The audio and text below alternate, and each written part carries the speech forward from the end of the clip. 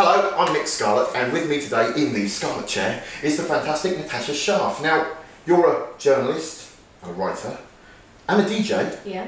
But you're also an author of this. Yes, I am now. Worldwide Gothic Chronicle of a Tribe. There you go. There it is. In the shops soon. By the time this is online, in the shops. You can pre-order it already on Amazon. Oh, there you go. Waterstones, the Resurrection Records, and Music Non-Stop, and all sorts of websites all around the world. Well done. Good bit of advertising. So there you go. Get it now. Lots of nice pictures. It's a picture page out one. There you go. Lots of pictures. Lots of colour later on. Yes, lots of colour. Lots of colour. Yes, it gets much more colourful later on, which is actually kind of what happened to goth, really, didn't it? It started off kind of quite dark. Yeah, you can't really call them black-clad masses now. No. Because lots of different colours. So, what I suppose to some old duffer like me, it kind of chronicles the history of goth. Mm-hmm. But how would you say goth started? Well, that is the big question, because obviously when goth started, it wasn't called goth. So there's this constant argument of, well, actually, when do you pinpoint the exact time? And obviously writing a book like that, you have to have a beginning. And so I sat and I thought, well, you know, where do I start it? So for me, I've started it at the 100 Club Punk Special, the all day, 1976 September, first using the Banshees concert. Right. So that, in my mind, is kind of when things started to change a little bit. I mean, that I kind of always think about as being the summer of punk in any case, because really the Sex Pistols were very new, and although punk had been in existence prior to the Sex Pistols, that's kind of really when it became into public awareness. But Susie and the Banshees were kind of doing something that was a little bit different, a little bit unusual, a little bit avant-garde, and obviously a female vocalist, very strong image, and lots of black, obviously. So that kind of, in my mind, I'm thinking, well, if I start it there, and then you can sort of track it. You've got bands like the kind of the post-punk bands that are coming out, Gloria Mundi, and sort of later you've got Public Image Limited, who, you know, people now will say, well, they're not goth, but they were doing something obviously that was different from punk, and Killing Joke, and you know, a whole load of bands. And then you get into the bands that obviously people, in hindsight, now say were early gothic, like Bauhaus and Joy Division, whether they like to be referred to or not, Sisters of Mercy. So you can kind of like trace it all sort of back to that 1976, although I'm sure someone will come along and say, well, goth existed before. I mean, the Doors were referred to as gothic, Velvet Underground, you know, but... And I suppose those were the influences, weren't they? I mean, it's funny because I suppose myself and my wife, we always sort of say goth started with Bauhaus, just because that was the template to which almost all other goths wanted to be. I mean, all male goths wanted to be as thin as Pete Murphy. And it was a bane of my life, It's supposed to be the first single, gothic single. But of course, it was the influences. I mean, really, Bowie was a huge, you know, I mean, without being funny, you know, without Bowie there wouldn't be Pete Murphy. You know, but I know it's hard to see, but what exactly is goth? I've got to get after so much. In my definition of goth is a dark aesthetic. Right. And that's what I always say is, you can't really put your finger on it because it means so many different things to so many different people, and it was a word that was just kind of invented, obviously read the book and you know, talk about where it actually came from. Gothic obviously has been in existence, it's part of the lexicon, people understand what it means, it's a style of architecture, it's a style of artwork, but it sort of doesn't really precisely translate to what goth is. So I just think, dark aesthetic, but the interesting thing was when I was doing research for the book, just speaking to people in other countries and finding out how goth translated to them. I mean, we think of it, the sort of older goths consider it as post-punk, and having a very sort of definite post-punk kind of thing. You look at kind of from the mid-80s and it starts sort of getting the horror influence and being sort of very Victoriana and that kind of thing, and then you sort of come into the 90s and it changes again, and then you sort of start getting things like cybergoth and gothic Lolita and steampunk, and you kind of like at the present day thinking, well, actually what is goth now? It's just such a mishmash of so many different things, and it means so many different things to other people. It can be gothic metal to some people. I mean, how do you put your finger on it? Exactly. In a way, you've answered all the other questions I had ready for you. But that's fantastic. I mean, it means we just chat. So it's funny because I know that, you know, like I said, I was into. I remember goth sort of coming out of a combination of a love of punk, but I was a bit too young, and new romantics that kind of got fed up with wearing bright colours.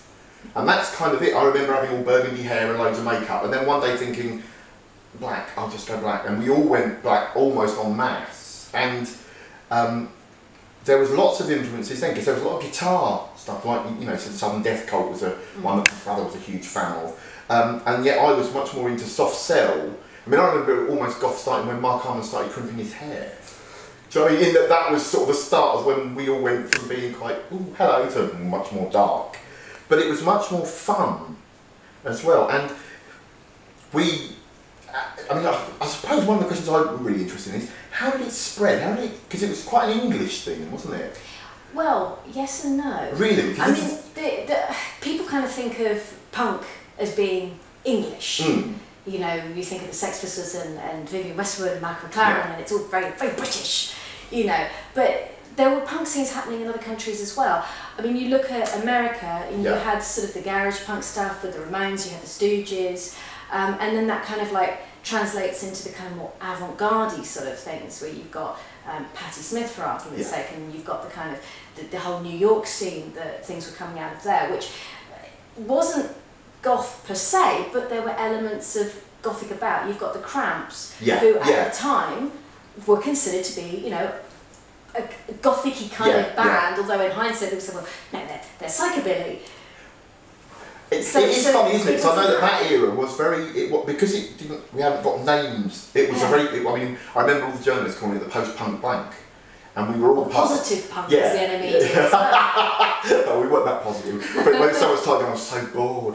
It's one of the phases I remember from that era is, I'm so bored. But it kind of, there was all these things going on all over the world. So how did it become goth? How did it get, because it's got quite a, if you say to the man in the street, what's goth, they kind of describe the same. Yes. But he revitalised it, didn't he, in a way? It was quite underground. Influences and elements. How did it all come together? Yeah. Well, really, it seems to have been from touring bands. Right. When bands like Siouxsie and the Banshees and The Cure and The Cult and Twisted Mercy and Specimen and all those bands, when they started playing in other countries, it was almost that people looked at them and thought, oh, they have an interesting way of dressing, or they have an interesting sound, and they then started translating that into their own thing. And that's not to say that there weren't people already kind of flirting around with that kind of music in other countries prior to that, because, you know, there were some things happening in France, for example, and as I mentioned, in America, and you have the whole death rock explosion that kind of comes a little bit more out of the metal scene than out of the punk scene, but it kind of got mishmashed in any case. So you can see sort of little things happening, and as bands come over, they take a bit of influence, and then the band comes back again. One of the interesting things in the book I talk about, where you've got the influence between Batcave and death rock, where you've got people in two opposite ends of countries trying to do a similar kind of thing. And the Batcave goes over to America, is Specimen, and they're taking little bits of death rock, and then Christian Death are coming over to the Batcave, and they're taking little bits of goth, and it all kind of like cross-pollinates. And then you've got things that were happening in Australia as well, with the little band nights, and you've got the birthday party and Deck and Dance coming over to London, doing a little bit, going back and forth, and it's like, it's a kind of cross-pollinating, and yeah, it all kind of like blossomed. That's it, and that led to a kind of worldwide movement, you know, like you said, it is now a worldwide thing. Yes. But how has that influenced mainstream culture?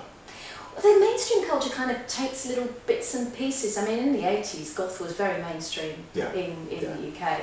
I mean, to me, I kind of, when I think of the 80s, I just think of goth. You know, you could go into C&A and buy your gothic-y kind of things, as much as you can go into other high street stores now and buy clothes that are a little bit influenced by goth. And I think it is just kind of, the more these characters are in the public eye, the more people want to dress like them or borrow influences from them, and it's a cross-pollination cross-pollinization and borrowing little bits and infiltrating into modern music, where you've got bands now, some of the rap bands sampling Susie and the Banshees, for example, which is like, what? Okay,